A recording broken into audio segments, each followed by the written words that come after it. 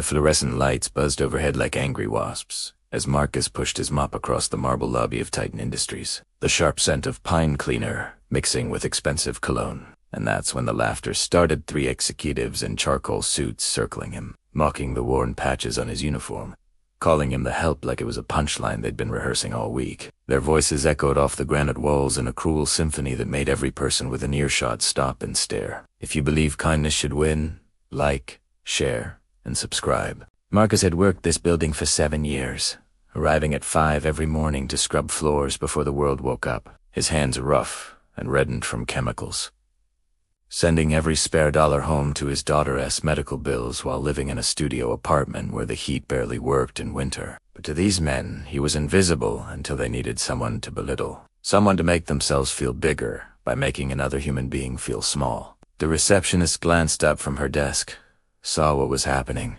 and quickly looked away.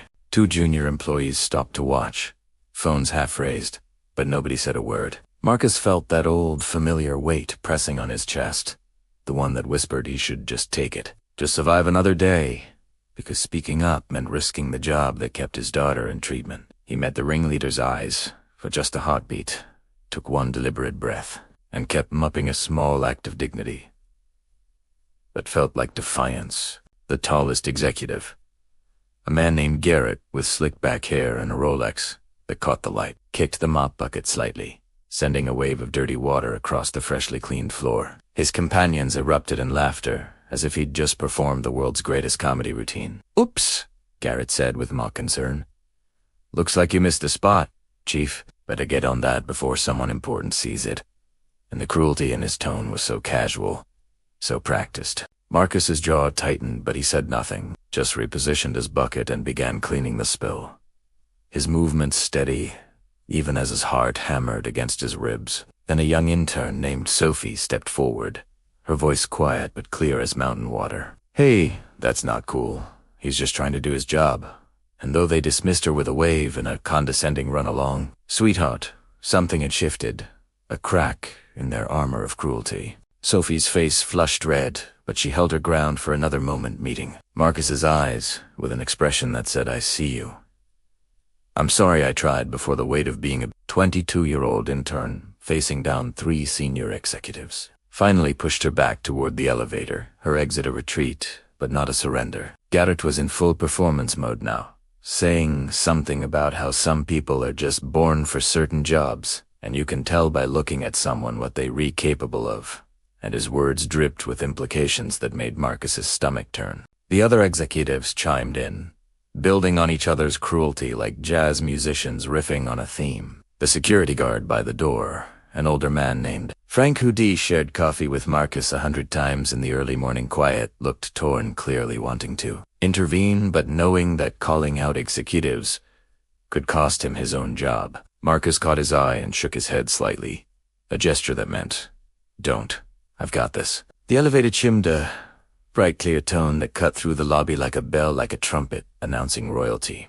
Like the sound of fate arriving right on schedule, and every head turned toward the opening doors with the instinctive response of people conditioned to assess importance. Out stepped James Chun, the CEO himself, in jeans and a simple button-down shirt, casual Friday energy that made him look more like a college professor than the man who controlled a billion-dollar company. His face went from curious to granite hard in the space of a single breath as he took in the scene. "Gentlemen," he said, and that one word carried enough ice to freeze the Hudson River, enough weight to make grown men flinch, enough authority to stop the entire lobby's motion like someone had pressed pause on reality itself. "I started in this building as a night custodian 23 years ago, mopping these exact floors. And Marcus here has more integrity in his work boots than the 3 of you combined will ever have in your entire careers." The executives stammered, faces draining of color like someone had opened a valve and let all the blood rush out. Garrett's mouth opening and closing like a fish on dry land, trying to formulate an excuse or explanation that might save him.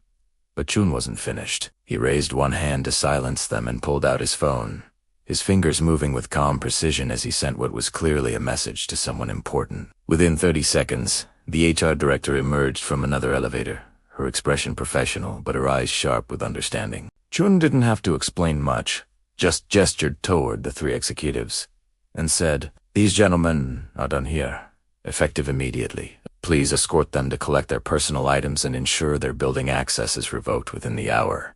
And his tone left no room for negotiation. The lobby erupted in whispered chaos. People pulling out phones not to record mockery, but to text their colleagues about what was happening.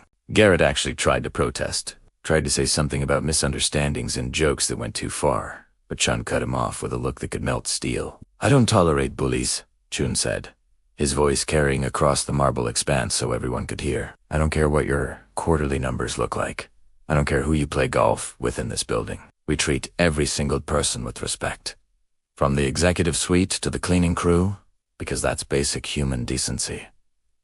Security appeared and escorted the three men toward the exits. As they passed Marcus, not one of them could meet his eyes. Their earlier swagger, completely deflated, replaced by the hunched shoulders of men realizing that consequences actually exist. Chun walked over to Marcus with deliberate steps, and what happened next wasn't grand or theatrical or designed for cameras. He simply extended his hand for a firm shake, his grip strong and genuine, the handshake of equals rather than the limp social obligation of someone performing charity. Marcus felt something crack open in his chest, some locked door he'd kept shut for years. I'm sorry you had to experience that, Chun said quietly. His voice meant just for Marcus now, intimate, in the midst of the public lobby. And I'm sorry it took me walking by to stop it, because that tells me we have a culture problem I need to fix.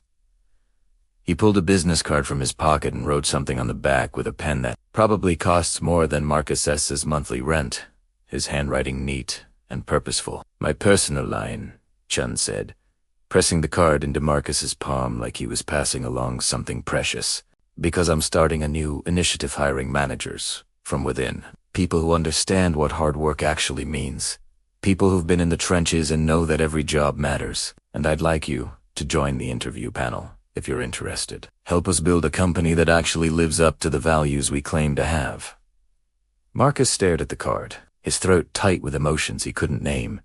And for the first time in years, he felt seen, truly seen.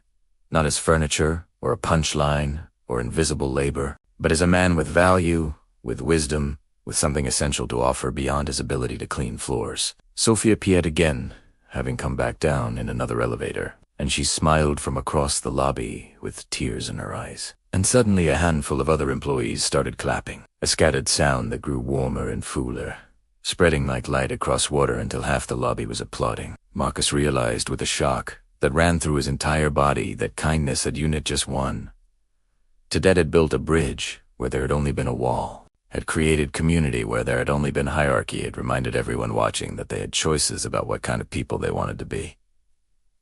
Chun didn't leave immediately. Instead, he knelt down and helped Marcus finish cleaning up the spilled water, ignoring the gasps from onlookers. His expensive jeans soaking up dirty mop water as he used paper towels from Marcus's cart, and that imaged the CEO on his knees. Helping the janitor would spread through the building faster than any email would become legend. Same time, Monday, Chun asked, as he stood tossing the wet paper towels in the trash. And Marcus nodded, not trusting his voice yet. Chun patted his shoulder once before heading toward his own office, leaving behind a lobby full of people who would never forget what they'd witnessed. Sometimes the people we overlook are the ones holding everything together, the invisible infrastructure of our daily lives. And the moment we choose to see them, really see them, we discover that dignity isn't something you earn through titles or corner offices. It is something you recognize in another human being and protect fiercely. Because that's what separates a workplace from a community and a paycheck from a purpose. And that S would transform strangers into allies and buildings into places where people actually want to spend their days. Don't let anyone's cruelty convince you that your work doesn't matter, that your presence doesn't count because somewhere someone is watching. Someone who remembers what it's like to be underestimated. And when they have the power to change things, they will, if they've held on to their humanity through the climb to the top. Marcus went home that night to his small apartment and called his daughter, telling her about his day in a voice that shook with something that felt dangerously close to hope, and she laughed with delight and said, "I knew you were special, Daddy." And he realized that maybe she'd been right all along.